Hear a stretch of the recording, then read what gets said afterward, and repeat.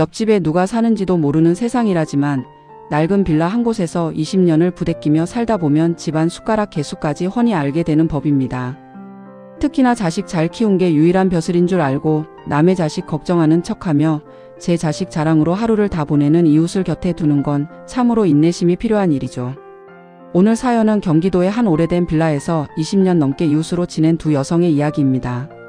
저희 빌라 302호에 사는 명자 언니와 제가 인연을 맺은 지도 벌써 22년이 넘었습니다. 명자 언니는 저보다 4살 위로 저희는 아이들이 초등학생일 때 이 낡은 빌라에 비슷한 시기에 들어왔죠. 언니는 참 묘한 구석이 있었습니다. 겉으로는 세상천지 천사처럼 웃으며 민수 이번에도 성적이 좀 떨어졌다며 내가 다 속상해서 잠이 안 오더라 하고 말을 건넵니다. 그러고는 0.1초도 쉬지 않고 본론을 꺼내죠. 근데 우리 영식이는 이번에도 전교 1등을 놓치질 않네. 학원 한 번 안 보냈는데 누굴 닮아 저렇게 독한지 몰라. 자식 복 없는 사람들은 참 힘들 거야, 그치? 그것은 걱정을 가장한 잔인한 자랑질이었습니다. 명자 언니네는 저희 집보다도 형편이 어려웠습니다. 남편분은 일찍이 사고로 몸이 불편해지셨고 언니는 식당 일을 전전하며 입에 풀칠하기 바빴죠. 그 가난한 집에서 학원 문턱도 못 밟아본 아이들이 전교 1등을 하고 명문대에 착착 붙을 때마다 명자 언니의 기세는 하늘을 찔렀습니다. 빌라 앞 벤치는 언니의 동무대였습니다. 민수가 지방대에 갔을 때 우리 애들이 대기업에 못 가고 작은 중소기업에 들어갔을 때 언니는 마치 제 자식 일인 양 안쓰러운 표정을 지으며 저를 위로했습니다. 애들 건강하면 됐지. 공부가 인생의 전부니? 우리 애들처럼 너무 잘나도 부모가 피곤해. 이번에 우리 딸이 대기업 보너스 탔다고 명품 백을 사온다는데 나는 이런 거 다 필요 없거든. 언니의 그 말들은 저에게 위로가 아니라 굴욕이었습니다. 자식 잘 키운 게 본인의 유일한 업적이라도 되는 양 언니는 제 자식의 평범함을 깎아내려 본인의 위상을 높이는 데 평생을 바쳤습니다. 하지만 저는 알고 있었습니다. 명자 언니의 그 자랑스러운 자식들이 어떻게 만들어졌는지 말입니다. 이 낡은 빌라는 벽이 얇아 옆집 재채기 소리까지 들립니다. 20년 전 아이들이 중고등학생이던 시절 302호에서는 매일 밤 짐승 같은 고함과 매질 소리가 끊이지 않았습니다. 명자 언니는 자식들에게 공부가 아니라 생존을 강요했습니다. 학원 보낼 돈이 없으니 아이들을 방 안에 가둬놓고 문제집을 풀게 했고 조금이라도 졸거나 성적이 떨어지는 날에는 온 동네가 떠나가라 아이들을 잡았습니다. 내가 누구 때문에 이 고생을 하는데 너희까지 거지로 살 거야? 죽기 싫으면 공부해. 언니는 자식들을 사랑으로 키운 게 아니었습니다. 본인의 가난과 한을 보상받기 위한 도구로 키웠죠. 쥐잡듯이 잡는다는 말이 딱 맞았습니다. 밥 먹는 시간도 아깝다며 아이들 입에 김밥을 밀어넣고 책상 앞에 앉혔던 언니. 아이들의 눈은 늘 충혈되어 있었고 복도에서 마주칠 때면 기계처럼 고개를 숙이고 도망치듯 집으로 들어갔습니다. 명자 언니는 밖에서는 우리 애들은 스스로 공부를 찾아서 한다며 우아한 엄마 코스프레를 했지만 저는 그 아이들의 공포에 질린 눈빛을 보았습니다. 그것은 성장이 아니라 학대였고 교육이 아니라 사육이었습니다. 세월이 흘러 명자 언니의 소원대로 아들은 유능한 엔지니어가 되었고 딸은 번듯한 전문직 여성이 되었습니다. 언니의 자랑은 절정에 달했습니다. 우리 애들이 캐나다에 있는 회사에 들어가기로 했어. 너무 잘나서 그런가? 아이들이 큰 물에서 놀고 싶어 하네. 2년 전 아들과 딸은 약속이라도 한 듯 짐을 싸서 캐나다로 떠났습니다. 명자 언니는 공항까지 배웅을 다녀오며 온 동네에 떡을 돌렸습니다. 곧 자기도 초청받아 캐나다로 가서 넓은 정원이 있는 집에서 살 거라며 낡은 빌라 생활도 이제 청산이라고 큰 소리를 쳤습니다. 그때까지만 해도 언니는 기고만장했습니다. 하지만 이상한 일이 벌어지기 시작했습니다. 캐나다로 떠난 아이들은 2년이 지나도록 엄마를 부르지 않았습니다. 아니 부르기는커녕 명절에도 부모님 생신에도 한국에 발을 들이지 않았습니다. 처음 몇 달은 애들이 너무 바빠서 한국에 잠깐 올 시간이 없대라며 둘러대던 언니의 목소리에서 조금씩 힘이 빠지기 시작했습니다. 이번 추석에도 명자 언니는 혼자였습니다. 빌라 주차장에는 다른 집 자식들이 가져온 선물 세트와 북적이는 웃음소리가 가득했지만 302호의 문은 굳게 잠겨 있었습니다.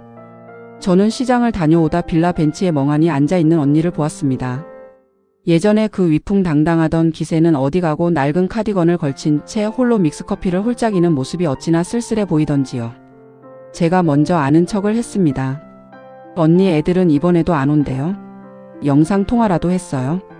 제 물음에 언니는 황급히 얼굴을 매만지며 억지 미소를 지었습니다. 어유 캐나다가 어디 옆 동네니? 거기 지금 큰 작업 중이라 눈코 뜰 새 없대. 돈을 어마어마하게 번다는데 바쁜 게 좋은 거지 뭐. 하지만 언니의 손은 미세하게 떨리고 있었습니다. 언니의 스마트폰 화면은 배경화면 하나 없이 컴컴했습니다. 자랑할 사진 한 장, 손주 재롱 영상 하나 도착하지 않은 것이 분명했습니다. 2년 전 나는 이제 캐나다에서 여생을 보낼 거다라며 저를 무시하던 그 도끼 어린 눈빛은 이제 찾아볼 수 없었습니다. 오직 나를 잊은 건 아니겠지라는 비겁한 희망과 내가 어떻게 키웠는데라는 배신감이 뒤섞인 노인의 눈빛만이 남았습니다. 저는 압니다. 그 잘난 자식들이 왜 한국에 오지 않는지, 왜 엄마를 캐나다로 부르지 않는지 말입니다. 그 아이들에게 명자 언니는 고마운 어머니가 아니라 평생을 괴롭혀온 교도소 간수와 같았을 겁니다. 한국이라는 좁은 땅덩어리에서는 아무리 멀리 도망가도 엄마의 목소리와 집착이 닿기에 그들은 아예 지구 반대편으로 탈출을 선택한 것입니다. 캐나다의 넓은 대지와 맑은 공기 속에서 그들은 비로소 숨을 쉬고 있을 겁니다. 엄마의 잔소리도 성적표를 보며 휘두르던 매질도 없는 그곳에서 그들은 명자 언니라는 과거를 통째로 지워버린 것이 분명합니다. 바빠서 못 온다는 말은 정중한 거절이었고 다음에 부르겠다는 말은 영원한 작별 인사였던 셈이죠. 명자 언니는 여전히 벤치에 앉아 누군가에게 걸려오지 않는 전화를 기다립니다.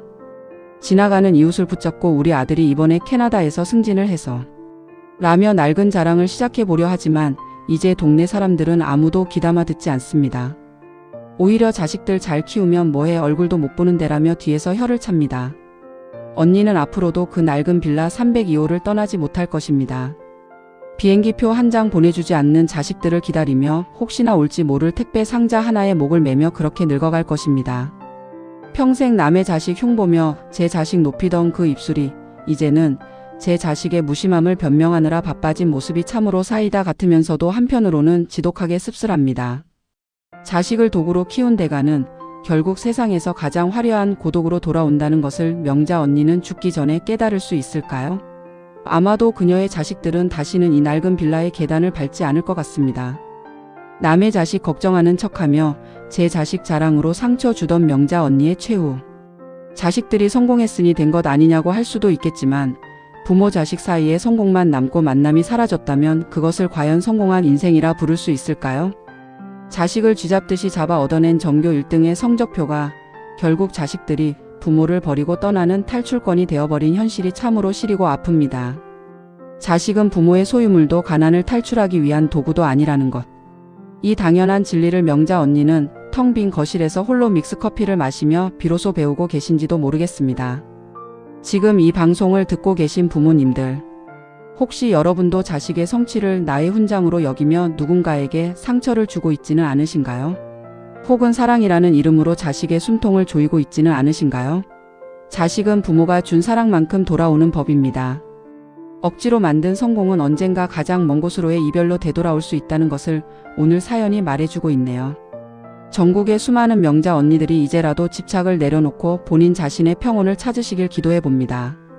물론 캐나다로 떠난 자식들이 돌아오지 않는 것은 그들이 선택한 가장 슬프고도 명확한 복수일지도 모르겠지만요.